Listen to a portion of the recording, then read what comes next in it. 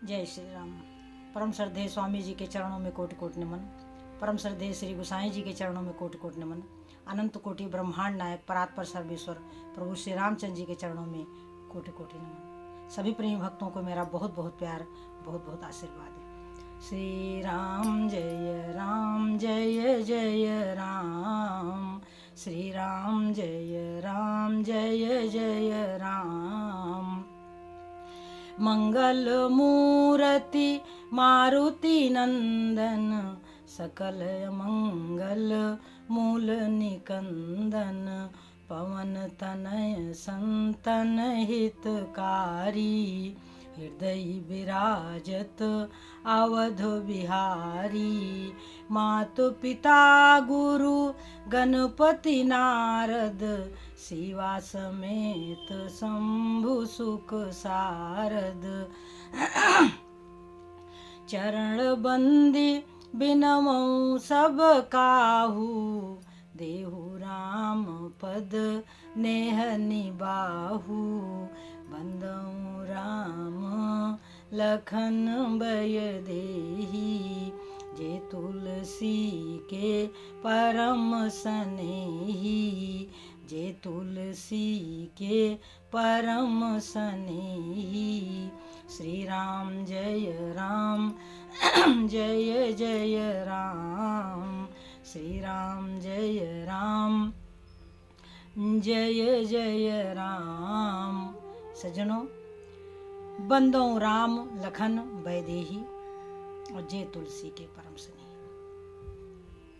नहीं विद्या नहीं बाहुबल, नहीं खर्चन को दाम। तुलसी ऐसे पतित की, लज्जा राखो राम। तुलसी ऐसे पतित की, लज्जा राखो राम। नहीं विद्या नहीं बाहुबल, नहीं खर्चन को दाम। सज्जनों, सूरदास जी भी कहते हैं कि सूर कृपा ते सब बल थाके। सूर कृपा ते सब बल थाके। हारे को हरे राम, सुनेरी मैंने निर्बल के बल राम। सुनेरी मैंने निर्बल के बल राम। सुनेरी मैंने निर्बल के बल राम। क्या कहा है सूरदास जी ने कि अपबल तपबल अवर बाहुबल। अपबल तपबल अवर बाहुबल। चौथे है बलदाम, सुनेरी मैंने। चौथे है बलदाम, सुनेरी मैंने निर्बल के बल राम। सुनेरी मैंने निर्बल के बल राम। सुनेरी मैंने निर्बल के बल राम। तो सज्जनों, हमारे पास जितनी शक्ति है वो तो हम लगा देते हैं। अंत में हम जब प्रभु की शरण हो जाते हैं कि प्रभु अब हम थक गए, हमारी शक्ति नहीं है, हम कुछ नहीं है, तब फिर प्रभु की कृपा बरसने लगती। सज्जनों, बस इसी तथ्य को जानना है, इसी तथ्य को जानना है। ऐसा नहीं कि साधना नहीं करनी चाहिए, करनी चाहिए, अपनी ताकत अवश्य लगानी चाहिए, परंतु एक बहुत ही सरल मार्ग है। मैं समझती हूँ कि यदि सरल मार्ग पता चल जाए तो हम कठिन मार्ग से क्यों जाएं। इस विषय में एक छोटी सी कथा है कि एक व्यक्ति था, वो अपने घर से अयोध्या चला गया। अयोध्या में जा कर के किन्हीं महात्मा के मठ में गया होगा, तो महात्मा से उसने कहा होगा कि गुरुदेव हमको वैराग्य की दीक्षा दें, वैराग्य की। तो महात्मा जी सच्चे महात्मा थे। उन्होंने पूछा कि एक बात बताओ कि तुम्हारा घर कच्चा है कि पक्का। तो उसने कहा कच्चा। तो कहने लगे कि अच्छा तुम्हारे घर में लोग कितने हैं? कहते हैं 4-5 है लोग बस। अच्छा, कहते भोजन कैसे बनता है? तो कहते बस साधारण भोजन बनता है। तो महात्मा जी ने कहा कि देखो, तुम्हारा घर कच्चा है, ये मठ पक्का है, और तुम्हारे घर में 4-6 लोग हैं और यहाँ हैं सैकड़ों लोग, और तुम्हारे घर में साधारण भोजन बनता है और यहाँ स्वादिष्ट भोजन बनता है। तो अब तुम बताओ कि वैराग्य वहाँ तुम्हारे घर में हो सकेगा या यहाँ हो सकेगा? मेरे विचार से तो आपको घर में ही रहना चाहिए और भगवत भजन करना चाहिए, क्योंकि वैराग्य मन का होता है। तो सज्जनों, ये इतनी बढ़िया बोध कथा है कि अब हम क्या बताएं। सज्जनों, हमें कहीं जाने की कोई आवश्यकता नहीं है, बल्कि हमें अपने मन को खींचकर अपने अंदर लाने की जरूरत है। जहाँ जहाँ हमारा मन आसक्त है, जिन जिन विषयों में, चाहे वो धन हो, चाहे मान सम्मान हो, चाहे कोई हमारा अपना परम मित्र हो, हम वहाँ से अपने मन को खींच लाना है। ऐसा नहीं कि मित्र को हम मित्र ना समझें, मित्र से मित्रता अवश्य करें, परंतु उसमें हम आसक्त न हों, हम भगवान में आसक्त हों, हमारा उद्देश्य भगवत की प्राप्ति हो। संसार में जिए, खाएं, पिए, रहें, मिले जुले, सब कुछ करें, क्रियात्मक रूप में सब कुछ करें, परंतु भावात्मक तरीके से भगवान से जुड़े रहें। हमारा भाव भगवानमय हो, हमको लगन लग जाए, भगवान की याद ना आए तो दुख हो, प्रभु अच्छे ना लगे तो दुख हो, सत्संग ना मिले तो दुख हो, भगवत चर्चा ना मिले तो हमें दुख हो। ऐसा भाव होना चाहिए। हमारा उद्देश्य प्रभु की प्राप्ति ही होना चाहिए और परमात्मा बाहर नहीं है। भगवान राम सभी संतों की कुटिया में जा जा करके उन्होंने बता दिया कि आप अपनी कुटिया में, चाहे वो झोपड़ी हो चाहे महल हो, आप अपनी झोपड़ी में रहें, भगवान खुद आपके यहाँ पहुँच जाएंगे। जैसे अत्रि के आश्रम गए, जैसे सरभंग जी के आश्रम में गए, जैसे सुतीक्षण जी के आश्रम में गए, जैसे अगस्त जी के आश्रम में गए, और जैसे सबरी के आश्रम में गए। और इतने संतों का तो नाम लिया गया इतने संतों का तो नाम लिया गया, परंतु गए तो असंख्य संतों के यहाँ है वो। लोग दर्शन को चली आए, सुहाना हो तो ऐसा हो। घर से निकले ही प्रभु संसार वालों को दर्शन देने के लिए, जो कई जन्मों से जो तपस्या कर रहे थे प्रभु प्राप्ति की, प्रभु के दर्शन की, कि हम इन नेत्रों से, इन चर्म चक्षुओं से हम नारायण के दर्शन करें, उनको दर्शन देने के लिए नारायण ने अवतार लिया था। सज्जनों, भगवान राम जन्म के हेतु अनेका, परम विचित्र एक ते एका। हमारे शंकर भगवान पार्वती जी से कह रहे हैं कि जासु चरित अवलोकी भवानी, और सती शरीर रहिउ बौरानी। सज्जनों, शंकर भगवान पार्वती जी को कथा सुना रहे हैं और कह रहे हैं कि इस संसार में सुर नर मुनि को नाही, जहि न मोह माया प्रबल, आस विचारी मन माही, भजिए महामायापति।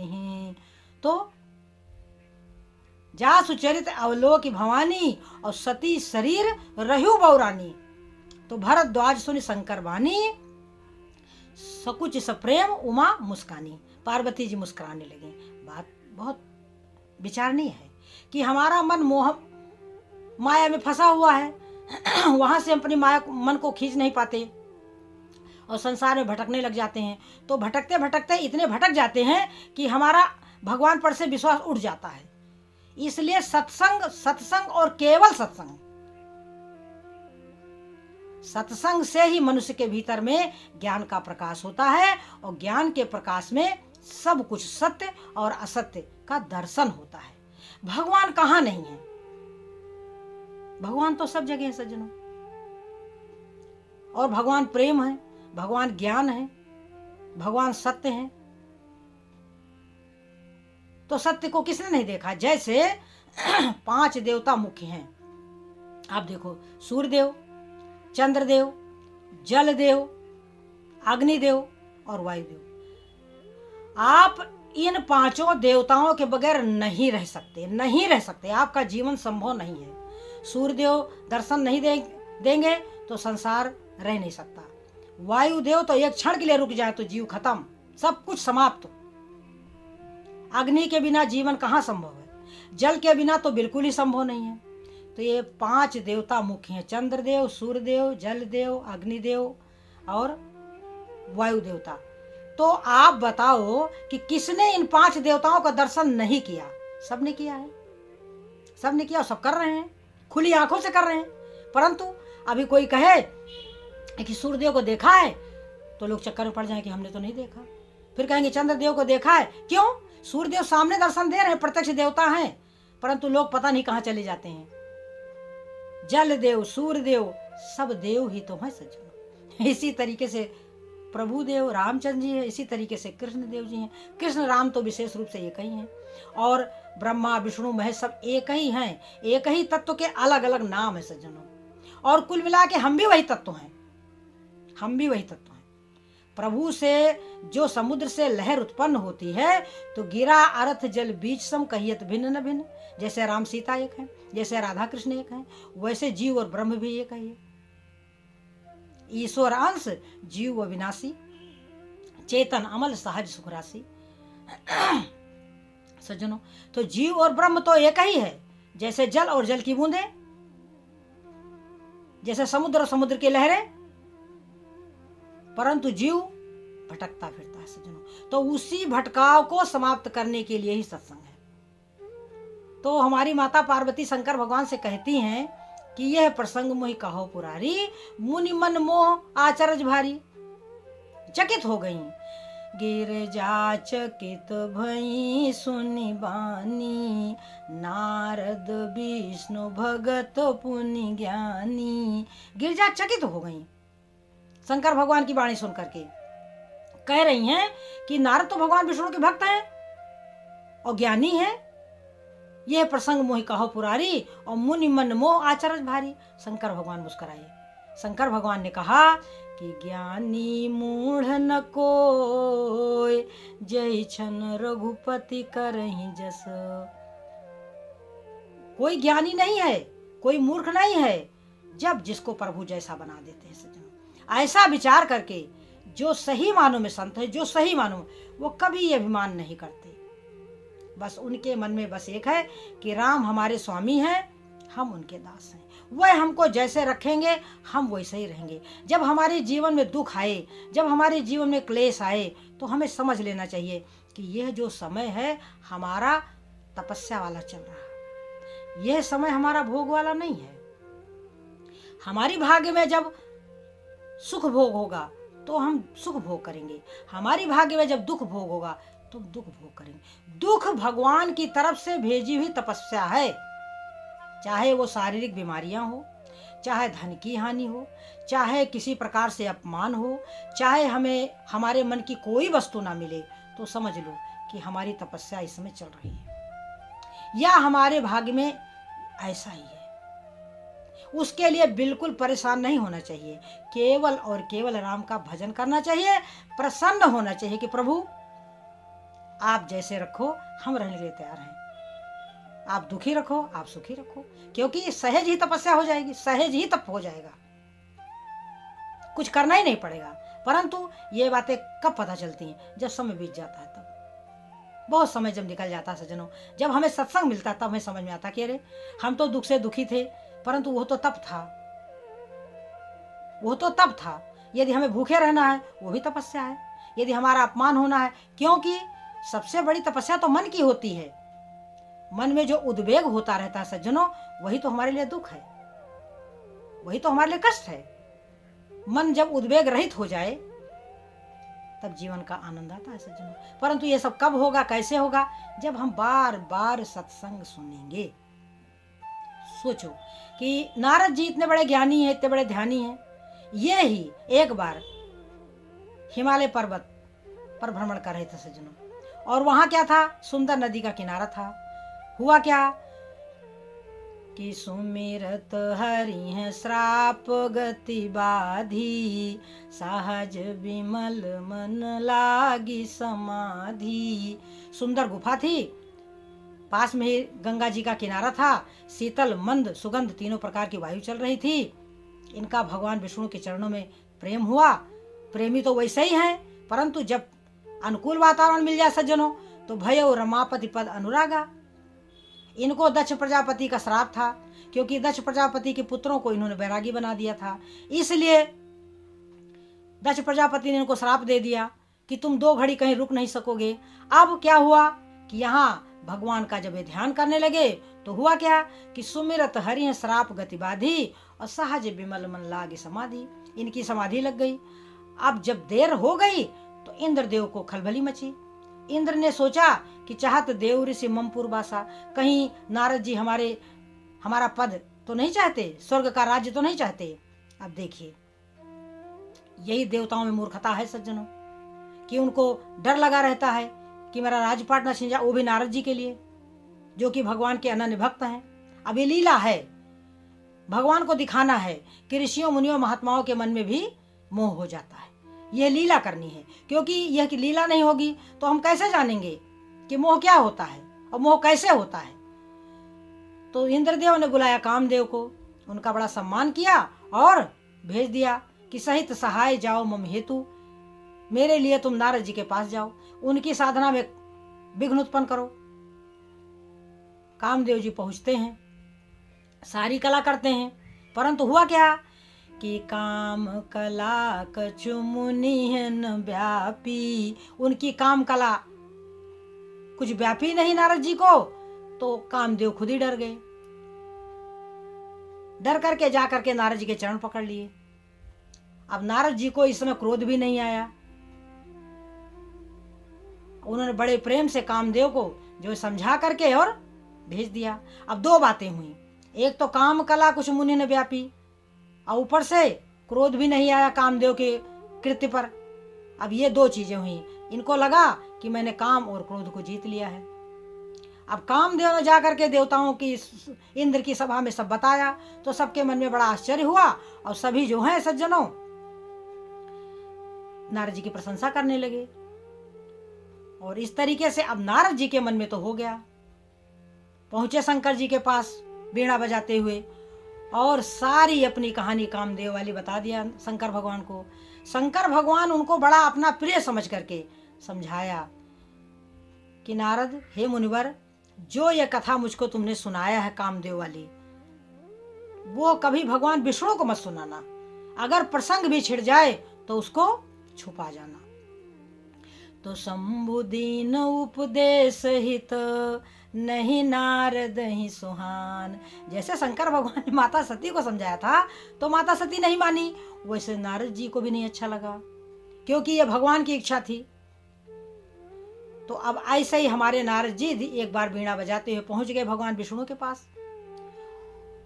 और भगवान विष्णु तो फिर भगवान विष्णु हैं, प्रभु तो फिर प्रभु हैं। हरखि मिले उठे रमा निकेता, और बैठे आसन ऋषि समेता। नारद जी के साथ हमारे भगवान विष्णु बैठ गए और कहने लगे कि बहुते दिन कीन मुनिदाया, हे मुनिवर, आपने बहुत समय बाद हमारे ऊपर कृपा करी।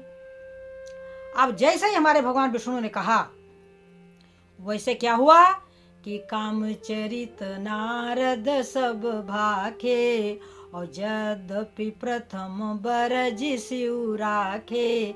यद्यपि शंकर भगवान ने पहले मना किया था, परंतु कामदेव वाला जो चरित्र था नारद जी ने सब बता दिया। अब हमारे प्रभु समझ गए कि उर अंकुर्यो गर्भ तरु भारी, इनके हृदय में गर्भ का जो है एक अंकुर फूट गया है। अब मेरा क्या काम है? भक्तों की रक्षा करना। देखो सज्जनों, भगवान का भक्त क्या करता है? भगवान भक्त भगवान का गुणानुवाद करता है।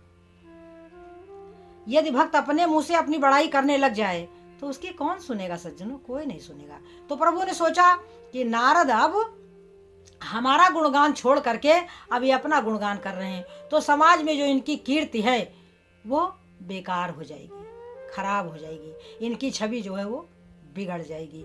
तो इनकी छवि ना बिगड़े, इसके लिए भगवान ने इनको माया में बांध करके और फिर छुड़ाया सज्जनों। तो इस तरीके सज्जनों नारद जैसे ऋषि को मोह हो जाता है, जो कि विश्व मोहिनी के मुंह में जाल में फंस गए। तो इसलिए हम यह गलती ना करें। जैसे हम अपने वस्त्रों को धोते हैं, जैसे हम नित्य भोजन करते हैं, जैसे अपने शरीर को नित्य नहलाते हैं, इसी तरीके से हमारा कर्तव्य है कि हम 1000 काम छोड़ करके सत्संग सुने सत्संग, तब हमारे मन का जो मैल है वो धीरे धीरे हमारे मन से संसार हटेगा, माया का पर्दा हटेगा, तब भगवान के सज्जनों दर्शन होंगे। सत्संग ही वो पारस मणि है जिसमें कि जो हमारे मन को कंचन बना सकता है। कंचन, हमारे मन में जंग लगा हुआ, विषयों का जंग लगा हुआ है। तो सज्जनों, सत्संग सुने, भगवान का भजन करें। इन्हीं शब्दों के साथ अपनी वाणी को विराम देंगे।